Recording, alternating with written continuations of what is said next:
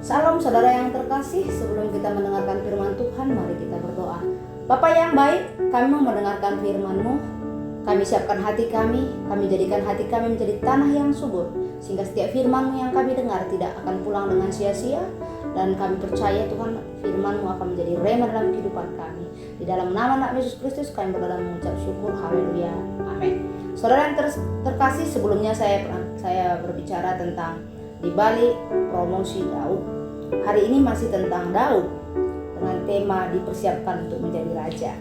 Saudara yang terkasih, Allah mengatakan bahwa Daud berkenan di hatinya.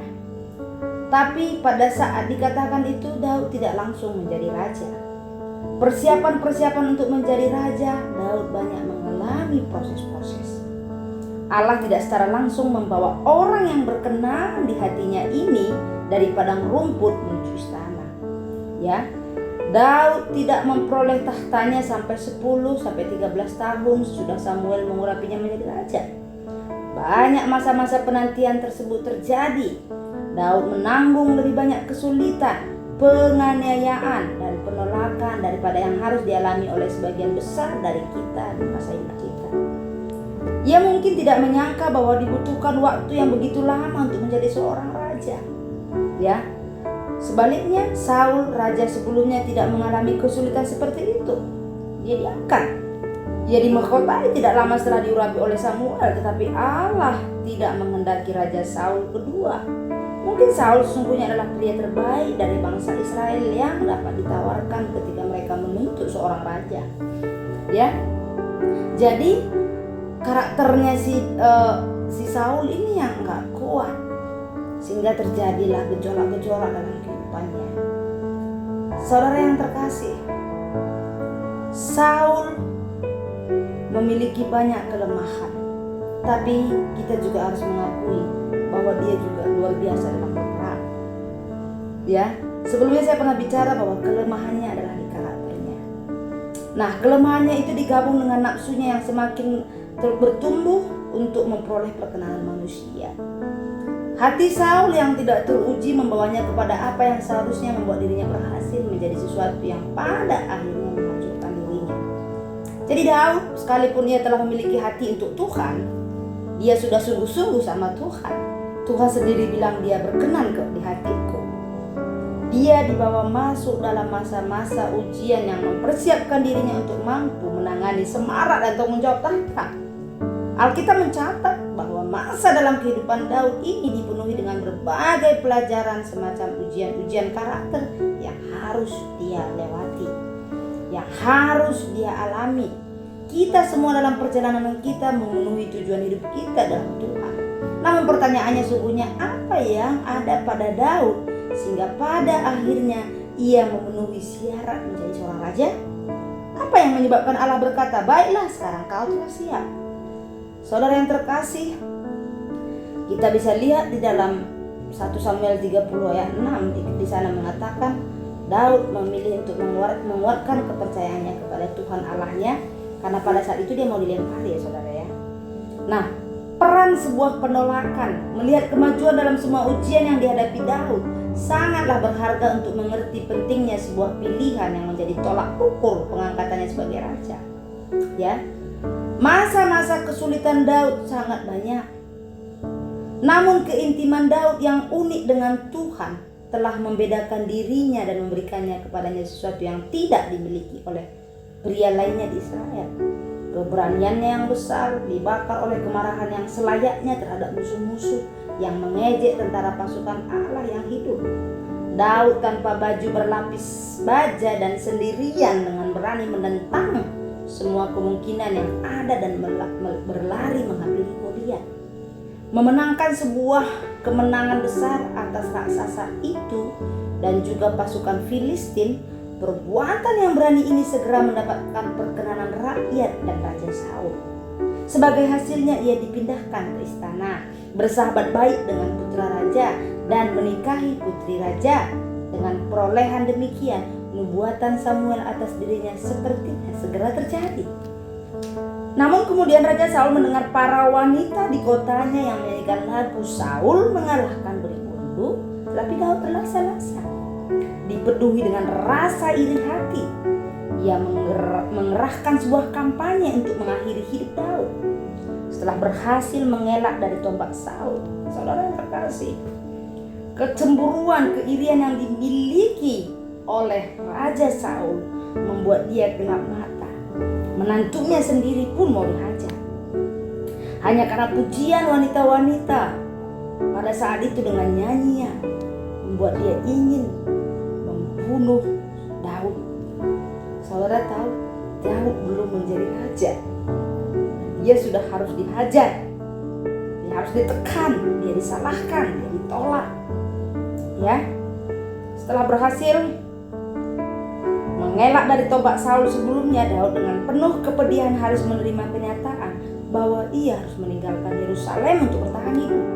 Ia mungkin tidak pernah menyangka bahwa orang yang telah dirasuki setan ini akan mengejar dia hampir seabad lamanya supaya berada sejauh mungkin dari tahta. Saudara yang terkasih, berabad. Penolakan Saul atas dirinya merupakan tanda pertama sekolah Daud sebelum memperoleh kedudukan raja yang didasarkan pada ujian kemampuannya untuk mempercayai dan berjalan dalam firman Tuhan di sepanjang hidupnya. Bahkan ketika keadaan-keadaan sepertinya berlawanan dan mengingkari nasibnya.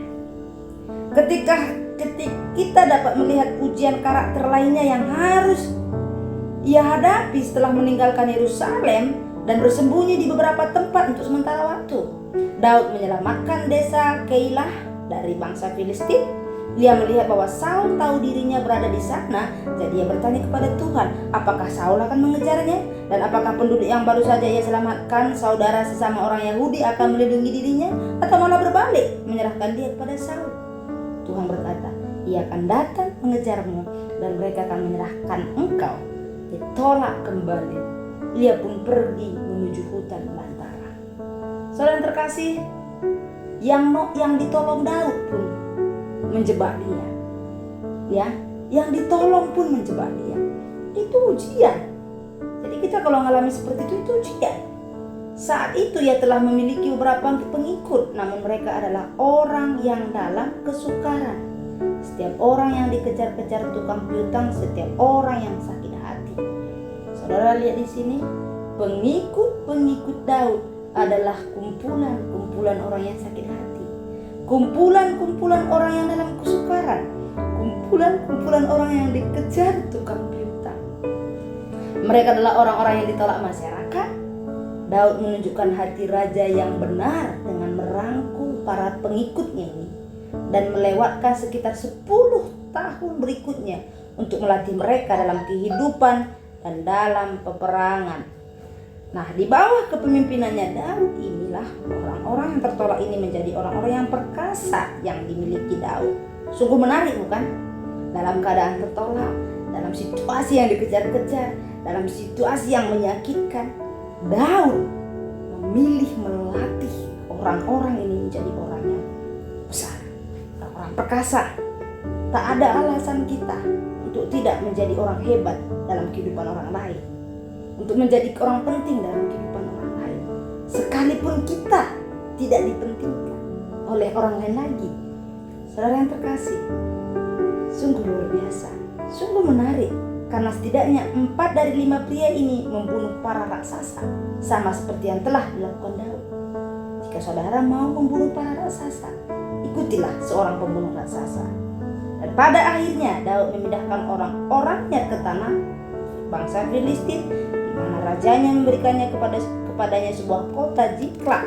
Dari Ziklag, Daud memimpin serangan tengah malam melawan musuh-musuh bangsa Israel. Saudara yang terkasih, Daud memiliki banyak pengalaman hidup, lebih banyak dari yang kita alami, saudara.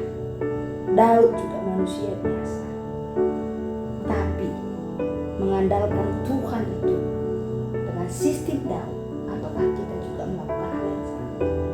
Kemudian suatu hari bangsa Filistin memutuskan untuk memerangi bangsa Israel. Banyak dari mereka hendak mengajak serta Daud karena kekuatan dan kegagahan militernya. Saudara tahu, Daud bersembunyi di kota musuh pada saat dia dikejar-kejar oleh Saul. Ya, dan waktu itu mau diajak berperang. Apa yang terjadi, saudara?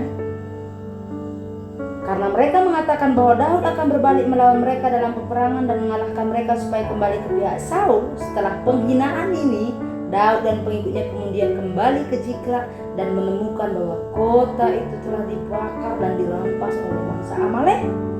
Setiap istri, anak-anak, dan harta benda telah lenyap. Wow, miris sekali kehidupan Daud. Ya, hari terburuk yang dialami Daud mungkin ini akan menghabiskan kesabaran sebagian besar dari kita.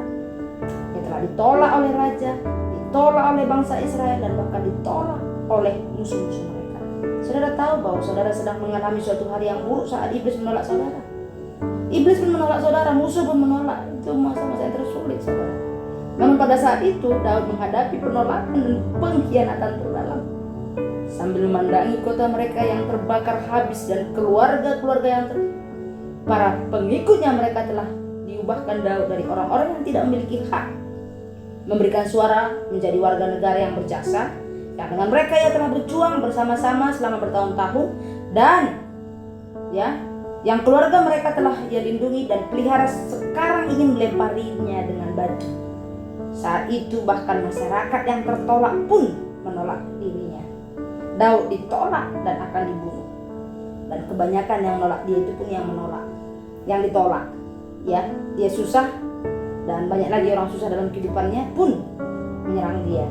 Sebenarnya tidak ada perbedaan besar antara sikap mereka dan prasangka buruk yang ada dalam masyarakat kita hari-hari ini. Jika ada suatu masalah, singkirkan saja pemimpin kita. Namun inilah ketidakadilan terbesar karena orang-orang ini berhutang nyawa mereka kepada Daud. Alkitab mencatat dalam 1 Samuel 30 ayat 6, dan Daud sangat terjepit karena rakyat mengatakan hendak melempari dia dengan batu.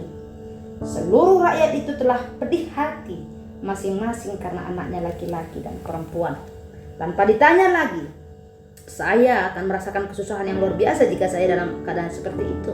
Tapi bagaimana reaksi Daud? Apakah ia lari menyelamatkan nyawanya? Apakah ia menjadi marah dan mulai membela dirinya sebagai pemimpin mereka dengan mengingatkan mereka bahwa mereka berhutang nyawa padanya? Tidak. Walaupun dengan mudah sebenarnya dia bisa melakukan itu. Tapi Daud memilih untuk menguatkan kepercayaannya kepada Tuhan Allahnya. Saudara yang terkasih, apapun yang saudara alami saat ini, tekanan apapun, ingat Tuhan mempersiapkan saudara untuk hal yang luar biasa. Jangan melawan. Ikutin proses Tuhan dalam hidup kita. Tuhan Yesus memberkati. Terima kasih Tuhan buat kebaikan Tuhan. Kau sungguh sangat baik. Kau sungguh sangat luar biasa dalam kehidupan kami. Kami mau menyembah-Mu. Kami mau memuji-Mu Tuhan. Kami mau terus bersekutu dengan-Mu. Kami mau terus menguatkan kepercayaan kami kepada-Mu. Terima kasih. Tuhan memberkati engkau dan melindungi engkau. Tuhan menyinari engkau dengan wajah-Nya dan memberi kau kasih karunia. Tuhan menghadapkan wajah-Nya kepadamu dan memberi engkau damai sejahtera. Tuhan Yesus memberkati. Amin.